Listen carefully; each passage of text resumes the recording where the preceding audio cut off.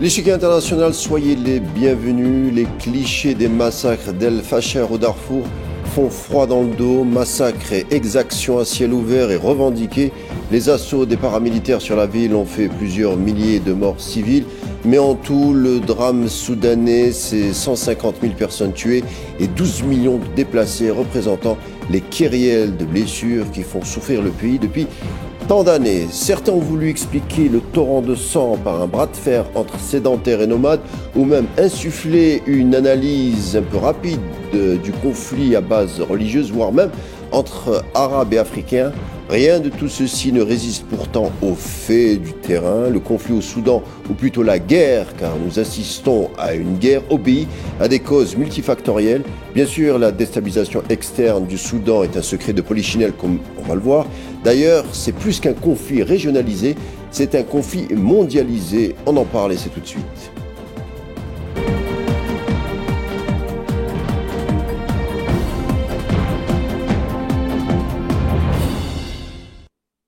Le Soudan s'enlise dans un conflit extrêmement violent depuis 2023. C'est sans doute à l'heure où on parle un des drames les plus violents et meurtriers sur la planète. Et pourtant, on a du mal à cerner les tenants et les aboutissants de cette guerre, car c'est bel et bien une guerre au relent plutôt complexe.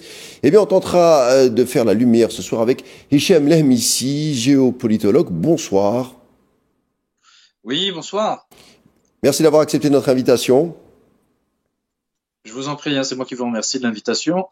Alors, Hicham, les médias en général, même chez nous, faut le dire, ne sont pas intéressés outre mesure par la situation dramatique que traverse le Soudan. Et quand un article apparaît ici ou là, généralement, on présente une situation comme étant l'opposition de deux chefs militaires alliés, autrefois d'ailleurs. D'un côté, on a le général Fatah el-Burhan, chef de l'armée régulière, et d'un autre, on a Mohamed Hamdan Daglo, dit Hamiti, commandant des forces de soutien rapide. Sauf que c'est une énième crise que vit le pays. Comment, si on pouvait résumer rapidement, comment est-ce qu'on en est arrivé là ? Alors, vous avez cité évidemment ce qui ressort très fortement, cette opposition, cette guerre des chefs, guerre des chefs de guerre, notamment ceux qui sont à l'origine du coup d'État de 2021. Donc, d'un côté, donc celui qui était le chef d'état-major de l'armée soudanaise, donc El-Burhan, et d'une autre part Dagalo, connu sous le nom de Hameti, qui était à la tête notamment de la rébellion du Darfour et qui représentait un petit peu les tribus arabes dites Janjaouites du Darfour. Donc on est à la base évidemment sur une dimension qui est un petit peu un conflit d'ego, un conflit ou un combat des chefs entre deux factions qui se sont alliées à un moment donné. Mais très vite, en analysant les faits de plus près, on se rend compte qu'il y a une dimension en fait fortement économique et, comme vous l'avez dit en guise de présentation, absolument mondialisée, en réalité avec des oppositions de puissance qui se cachent derrière en réalité ces partis et qui ont en fait comme véritable enjeu le contrôle d'un certain nombre de ressources du Soudan et notamment les ressources aurifères, c'est-à-dire l'or fortement présent au Darfour et pour lequel un certain nombre de pays ont fait une sorte d'OPA dans une guerre qui pourrait donner l'impression qu'elle s'inscrit dans une logique d'opposition ethnique ou d'opposition idéologique, mais en réalité qui s'inscrit dans la brutalité absolument malheureuse et scandaleuse d'une opposition au prix de tous les massacres et de nettoyage ethnique pour le contrôle de ressources stratégiques, l'or, les matériaux stratégiques, les terres rares, voire même à terme les terres agricoles. Et c'est ce qui est véritablement inquiétant et qui laisse même penser à l'idée que ce modèle de guerre actuel au Soudan ne devienne une forme de modèle pour le reste de la planète. On va en parler de ces ressources dans un deuxième temps, mais on a beaucoup de choses à se dire, Hicham. Alors, vous, en tant qu'analyste, si on pouvait revenir sur les images qui ont découlé d'Al Fasher au Darfour il y a quelques jours, des images effroyables. Alors, en tant qu'analyste, vous serez d'accord avec moi pour dire que généralement, il est très difficile d'obtenir des images des conflits interafricains de manière instantanée. Là, concernant Al-Fasher, les massacres d'Al-Fasher, c'était presque prêt à être diffusé. En plus, les auteurs se sont montrés à visage découvert, revendiquant même leurs actes. On a vu des images effroyables, d'exécutions sommaires, comme, semble-t-il, pour envoyer un message au niveau international. On est à l'ère du net et des images numériques. Quel groupe aurait intérêt à passer pour un groupe s'adonnant à un crime de masse au risque de déclencher la réprobation internationale? C'est étrange, ces images qui fusent comme ça de massacres. Qu'est-ce que vous en pensez? Alors, c'est une guerre à multi-échelles. On a parlé de la dimension mondiale du conflit, la dimension géoéconomique du conflit, mais il y a aussi une dimension proprement locale, avec une opposition d'une violence inouïe entre les populations dites sédentaires, les agriculteurs sédentaires, dans un conflit qui est très ancien, avec ce qu'on appelle les populations nomades, les populations de pasteurs. Ça, c'est à l'échelon local. Après, on reviendra sur les différents échelons. Mais pour répondre à votre question, et notamment sur les images, j'ai envie de vous dire que ce ne sont pas des images nouvelles. Aujourd'hui, plus aucun conflit dans le monde, en réalité, ne peut être caché dans l'horreur de ses exactions. Je parlais d'Al-Fasher, précisément. D'Al-Fasher, bien sûr. Ce qui est nouveau, en réalité, c'est plutôt l'inverse. C'est-à-dire, qui aujourd'hui a intérêt à faire diffuser ces images? Et en réalité, dans le conflit soudanais, on a un conflit interarabe et on a un conflit international. Sans citer de pays, ce que l'on peut dire aujourd'hui, c'est que la diffusion des images sont appuyées par une campagne de communication dans laquelle des agences de communication ont été financées pour que les massacres et le nettoyage ethnique qui a proprement lieu actuellement au Darfour soient connus, là où quelques mois auparavant, il y avait une espèce de chape de plomb qui empêchait de faire connaître, en fait, l'ampleur de la catastrophe. Est-ce qu'on ne voudrait pas aussi, de manière indirecte, faire oublier le génocide en cours à Gaza, ou en tout cas qui s'est passé ces derniers mois, enfin les massacres continuent, des images de massacres, faut le dire, Hichem, qui atténuent un peu le massacre des Palestiniens. Est-ce qu'on se demanderait si on n'a pas intérêt à diffuser ces images à ce moment précis, puisque vous me dites vous-même que des images existent depuis pas mal de temps? Tout à fait, tout à fait. Alors, c'est un peu tout le paradoxe de la séquence que nous sommes en train de vivre dans ce conflit, dont je répète, c'est un conflit absolument abominable, qui est vraiment comparable à ce qui se passe actuellement en République démocratique du Congo. Donc en RDC, c'est vraiment des conflits un petit peu de même nature. Ce sont des conflits aujourd'hui qui sont vraiment basés sur une dimension purement, en fait, instrumentaliser toute la dimension ethnique, tribale. Aujourd'hui, un certain nombre de partis, pour des raisons diverses, ont intérêt à faire communiquer sur ce conflit. Et il se trouve que parmi ces partis, sans rentrer dans des théories du complot, soient les mêmes que ceux qui ont opéré un génocide il y a peu, notamment, et qui continuent de le faire à Gaza, pour faire oublier justement le génocide et la continuation des massacres à Gaza et sur l'ensemble du Proche et Moyen-Orient. Et le paradoxe veut que cette partie soit également partie prenante du massacre qui a lieu aujourd'hui au Soudan, parce qu'on a une alliance en réalité entre différents États, et l'État auquel je fais allusion, Israël, est directement concerné dans les massacres actuels au Soudan. C'est bien parce que on fait le parallèle, vous avez fait le parallèle entre les auteurs du génocide à Gaza et ceux du Soudan. Ça tombe bien parce que en faisant des recherches, je suis tombé sur un rapport qui émane de Sudan Transparency, qui est un organisme qui suit la corruption politique et la préservation des droits humains au Soudan, et qui révèle dans un rapport récent que les services de renseignement sionistes avaient établi des canaux de communication avec le commandant des forces de soutien rapide, donc de Mohamed Hamdan Daglo, dès 2021.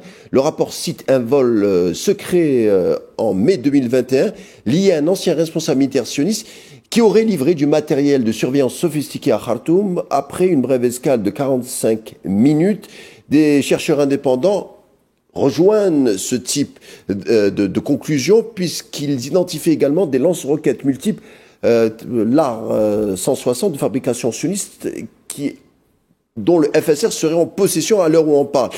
Quand on lit aussi des analystes qui connaissent bien l'entité sioniste, on dit que la position stratégique du Soudan sur la mer Rouge offre à l'entité sioniste à la fois une zone tampon sécuritaire et un avantage géopolitique pour surveiller les routes maritimes et contrer l'influence iranienne et chinoise en Afrique et au niveau de la Corne de l'Afrique. Qu'est-ce que vous en pensez? Exactement, vous avez parfaitement analysé les choses. Alors certes, Israël n'est pas le principal acteur dans les massacres qui ont lieu actuellement au Soudan. C'est un acteur plutôt secondaire d'un point de vue opérationnel, mais qui est particulièrement actif en ce sens où le Soudan représente pour Israël en fait un enjeu stratégique de premier plan parce que le Soudan a servi de base arrière en fait à l'Iran qui, à partir du Soudan, a construit un certain nombre d'unités de production d'armement qui étaient ensuite redirigées notamment vers la bande de Gaza et vers le Liban et le Hezbollah.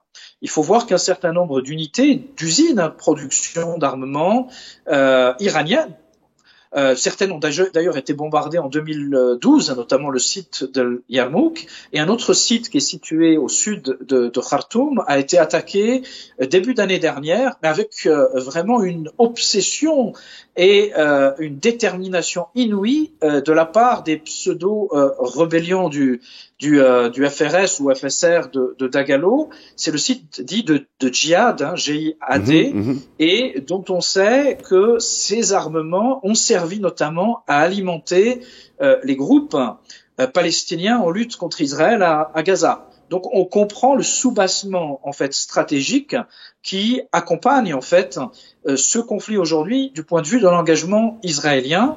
Israël est lié directement dans le soutien qui est apporté à une partie de la rébellion actuellement qui intervient et qui massacre au Darfour, aux côtés d'un autre État du Moyen-Orient, qui est lui l'acteur principal, ce sont les Émirats arabes unis, dont il y a beaucoup à dire, et aujourd'hui il y a une grande campagne internationale qui dénonce en fait cette implication particulièrement grave et qui tient lieu également d'un certain positionnement stratégique, cette fois-ci plutôt sur le contrôle des ressources et les richesses du Soudan et notamment l'or. Là où pour Israël, ça s'inscrit justement dans l'opposition à l'Iran, avec notamment à la fois le contrôle de la connexion stratégique entre l'Iran et le Soudan, l'ouverture évidemment sur la mer Rouge, et de l'autre côté, le contrôle des ressources, sachant que les Israéliens sont aussi partie prenante du grand trafic mondial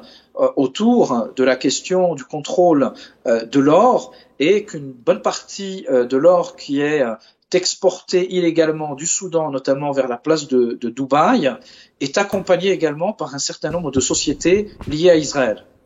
Alors le Soudan n'est plus souverain, devenu comme certains pays d'Afrique, comme la RDC par exemple, c'est-à-dire un pays qui est devenu le terrain de jeu des grandes puissances, des chocs parfois entre les grandes puissances. On trouve de tout au Soudan, on trouve bien sûr les États-Unis, la Russie, la Turquie, l'Arabie Saoudite, l'entité sioniste, vous l'avez dit, l'Égypte, chacun pour des motifs différents. Et depuis quelque temps, vous l'avez dit, un pays sort du lot, les Émirats arabes unis. Alors, je vous pose une question directement. Comment un si petit territoire, bien sûr riche par certains côtés, peut-il peser à ce point sur l'ancien premier plus grand pays d'Afrique? À la limite, on pourrait comprendre la présence de l'Égypte, des États-Unis, de la Russie en termes de gestion de puissance et de sécurité des frontières. Mais les Émirats arabes unis, on a du mal. Expliquez-nous. Alors, les Émirats arabes unis, d'une part, il ne faut pas sous-estimer leur puissance qui est réelle. C'est un des États qui a la puissance de frappe financière parmi les plus importantes au monde. Simplement, pour vous donner un ordre d'idée, le fonds souverain d'Abu Dhabi, c'est 1200 milliards de dollars en cash. C'est pas les 12 000 milliards, par exemple, de BlackRock, qui sont en grande partie des actifs fictifs, si j'ose dire. C'est qu'aujourd'hui, la place d'Abu Dhabi, c'est 1200 milliards en cash. C'est pour vous donner un peu un ordre d'idée. Donc, on a affaire à une puissance financière qui est capable d'intervenir partout dans le monde et qui en a véritablement les moyens. C'est important de le dire parce qu'on a souvent tendance à l'oublier. Et les Émirats arabes unis, c'est aujourd'hui un pays qui a l'ambition de devenir le grand hub financier du monde. Et ils en ont les moyens. Non Ils sont simplement par loin, rapport à leur Hicham, ils sont politique. loin de leur terrain d'influence, on va dire ça comme ça. Alors, ils sont loin de leur terrain d'influence, mais ils ont les moyens d'une véritable puissance d'influence. Et derrière toute leur politique, en fait, il y a une véritable stratégie qui est une stratégie d'implantation, notamment en Afrique. Il faut voir qu'aujourd'hui, les Émirats arabes unis, ce sont les premiers investisseurs étrangers en termes d'IDE en Afrique. Depuis quelques années, ils ont même supplanté la Chine. Ils sont présents dans un certain nombre de pays avec des investissements très importants dans les infrastructures portuaires, mais également dans l'achat ou de terres agricoles, ainsi que de rachat de concessions pour l'exploitation notamment de matériaux stratégiques, de terres rares. On peut penser également au lithium, tous les matériaux stratégiques qui servent à ce qu'on appelle la quatrième révolution industrielle, tout ce qui tourne autour du numérique, etc. Mais également de l'or, parce que Abu Dhabi veut vraiment devenir aujourd'hui la grande place financière mondiale, avec un projet absolument révolutionnaire qui est celui d'une espèce de devise basée sur un système de crypto-monnaie sécurisé, étalonné à l'or. Alors, on va donner des chiffres, justement. Oui, je vous laisse faire. On va parler de l'or parce que c'est le cœur du sujet. Selon une ONG suisse nommée Swiss Aid, les importations d'or soudanais auraient augmenté de 70% en 2024 en direction des Émirats arabes unis, 29 tonnes d'or l'an dernier contre 17 tonnes en 2023. Ce sont des statistiques du commerce extérieur, du ministère du commerce extérieur des Émirats arabes unis, publiées le 31 octobre dernier et qui a été repris dans la base de données de l'ONU. Ces données depuis ont été retirés de la plateforme, sauf que le même 31 octobre dernier, Idriss El-Harris, le représentant permanent de l'ONU, a accusé les Émirats arabes unis publiquement de piller l'or du Soudan. Alors oui, effectivement, aujourd'hui, alors on n'a pas de chiffres exacts, je peux vous donner quelques chiffres, dire qu'entre 2014 et 2022, il y aurait eu, entre guillemets, une exportation autour de 15 milliards de dollars du Soudan vers les Émirats arabes unis, mais sachant que ces données sont toutes relatives, en ce sens qu'une grande partie de ces exportations sont en fait des exportations relativement opaques, et on n'a pas réellement le niveau d'or exporté chaque année du Soudan vers les Émirats arabes unis. Les chiffres dont on dispose parlent de 60 à 70 tonnes par an, tandis que certaines estimations plus informelles, liées à différentes sources diplomatiques ou du renseignement, avancent même le chiffre de 150 tonnes d'or par an. En tout cas, tout ce que l'on sait, c'est qu'aujourd'hui, la rébellion de Dagalo, de Hameti, est financée en grande partie par ces ventes d'or, estimées à environ 2 milliards de dollars par an, par lequel les Émirats fournissent les armements, les systèmes nécessaires au renseignement pour que cette rébellion poursuive cette guerre dans une logique qui est une logique en fait de conquête de l'intégralité du Soudan au prix de massacres absolument abominables, notamment dans la région du Darfour. Alors Dubaï, aux Émirats arabes unis, est la ville qui est surnommée la cité de l'or. Ce surnom lui vient de son statut de l'un des plus grands centres mondiaux du commerce de l'or, notamment grâce à son célèbre souk de l'or dans le quartier de Daïra, qui abrite plus de 300 boutiques de bijoux, pièces et lingots. L'Émirat a également importé 18 tonnes d'or du Tchad, 9 tonnes de Libye, d'après l'ONG Swiss Med, des pays qui servent de porte de sortie de l'or, contrôlés par le FSR, les routes sont contrôlées par le FSR. On conclurait que les Émirats arabes unis, vous me donnerez votre avis, que les Émirats arabes unis sont en train de devenir une plaque tournante mondiale de l'or, dont les origines sont douteuses, c'est-à-dire en provenance des conflits en Afrique. C'est là où ça pose problème. Alors, le marché de l'or aujourd'hui sur la place de Dubaï pèse environ 130 milliards de dollars. C'est les données officielles. On peut estimer que ces données sont encore beaucoup plus importantes. Il faut prendre en considération que globalement, la puissance financière des Émirats arabes unis est beaucoup plus forte que les chiffres officiels. C'est-à-dire, on a affaire aujourd'hui à un pays qui représente une puissance financière particulièrement considérable et dont il ne faut vraiment pas sous-estimer l'ampleur.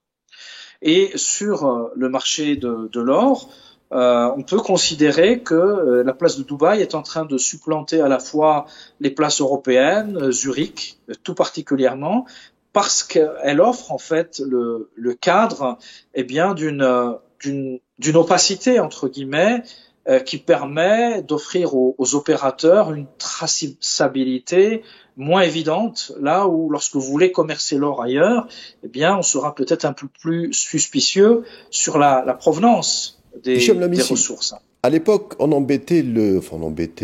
exerçait une pression sur le Libéria en disant que c'était une plaque tournante du diamant, qui se retrouvait à Anvers et qui se retrouvait à Londres, mais qui était dû à des conflits où étaient impliqués des jeunes soldats, des enfants soldats, comme on disait à l'époque. Est-ce qu'aujourd'hui, on pourrait voir une pression similaire s'exercer sur Dubaï par rapport à l'or et du conflit au Soudan? Alors, si pression il y a, elle vient notamment de la mobilisation d'un certain nombre de puissances, d'ONG, organisations internationales, mais en réalité, il y a surtout un pays de la région du Moyen-Orient actuellement qui active très fortement face aux Émirats, parce qu'il est en opposition aux Émirats, et puis surtout parce qu'un certain nombre de pays arabes, l'Égypte, l'Arabie Saoudite tout spécifiquement, qui commencent à s'inquiéter très sérieusement de l'instabilité actuelle au Soudan et qui surtout ont une vision qui s'inscrit quand même sur le long terme et qui cherche à stabiliser la situation, comprenant que les Émirats arabes unis sont en train d'appliquer un agenda qui est clairement un agenda israélien de division et de destruction de l'intégralité de la région du Moyen-Orient. C'est-à-dire qu'il y a vraiment un réveil en termes de prise de conscience qui explique la séquence que nous sommes en train de vivre aujourd'hui. Et il ne faut pas oublier de prendre en considération, c'est que lorsqu'on parle des Émirats, les Émirats ne sont pas seuls. Les Émirats jouent aussi un rôle de proxy possiblement des États-Unis ou de puissance financière liées également aux intérêts américains. Et ce sont des éléments pour lesquels aujourd'hui nous n'avons pas forcément une complète compréhension, mais que nous parviendrons à comprendre avec d'autant plus de lisibilité à mesure que le conflit continue à être médiatisé dans un sens qui est beaucoup plus visible.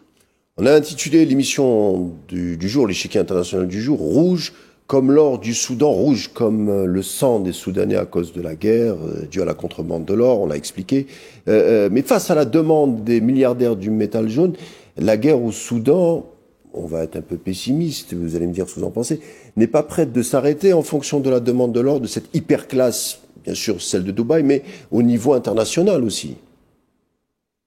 Oui, tout à fait. Il y a une course à l'or à l'échelle mondiale, c'est-à-dire qu'aujourd'hui, dans la logique un peu de financiarisation tous azimuts des économies et d'une relative perte de crédibilité des grandes devises mondiales, qui souffrent un petit peu de ce processus de création monétaire irresponsable dans laquelle se sont engagées la plupart des banques centrales des principales puissances de ce monde, l'or est en train de constituer en fait une valeur de refuge de plus en plus forte, et donc ça revient à la valeur.